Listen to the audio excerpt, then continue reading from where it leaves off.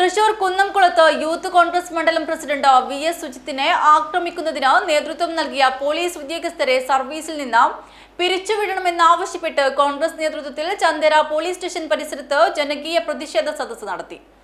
KPCC secretary M. Asinar ഉദ്ഘാടനം ചെയ്തു.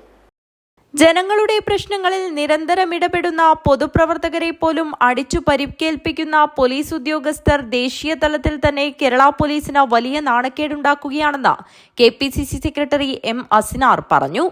പിലിക്കോട്, തൃക്കരിപ്പൂർ, വലിയപറമ്പ്, പടന്ന മണ്ഡലം കോൺഗ്രസ് കമ്മിറ്റികളുടെ നേതൃത്വത്തിൽ ചന്ദേര പോലീസ് സ്റ്റേഷൻ പരിസരത്ത് സംഘടിപ്പിച്ച ജനകീയ പ്രതിഷേധ സദസ്സ് ഉദ്ഘാടനം ചെയ്ത് സംസാരിക്കുകയായിരുന്നു അദ്ദേഹം.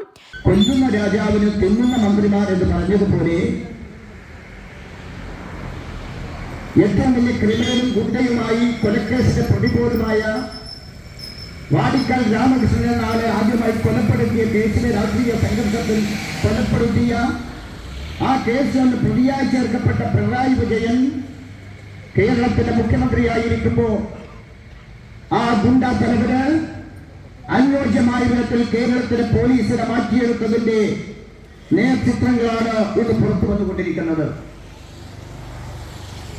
കാരണം പോലീസ് സേനയിലേക്ക് കടന്നു വരുന്ന പലരെ കുറിച്ച് നമുക്കറിയാം.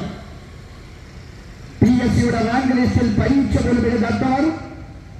പ്രതിഷേധ പരിപാടിക്ക് മുന്നോടിയായി കാലിക്കടവ് ടൗണിൽ നിന്നും ചന്ദേരയിലേക്ക് പ്രകടനവുമായാണ് കോൺഗ്രസ് നേതാക്കളും പ്രവർത്തകരും എത്തിയത്.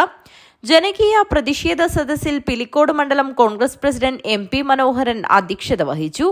DCC vice president advocate K K. Rajendran, general secretary K P. Prakashan, Thrikaripur block president K V. Vijayan, മണ്ഡലം കോൺഗ്രസ് പ്രസിഡന്റുമാരായ M. Rajeesh Babu, K. Ashokan, K. Sajeevan, DKTF സംസ്ഥാന ജനറൽ സെക്രട്ടറിമാരായ സി. രവി, കെ.വി. ജതീന്ദ്രൻ, മഹിളാ കോൺഗ്രസ് സംസ്ഥാന secretary K. Sindhu, P V. Kannan master, K. Sreedharan master, K P. Dineshan, Raghavan Kulangara എന്നിവർ സംസാരിച്ചു.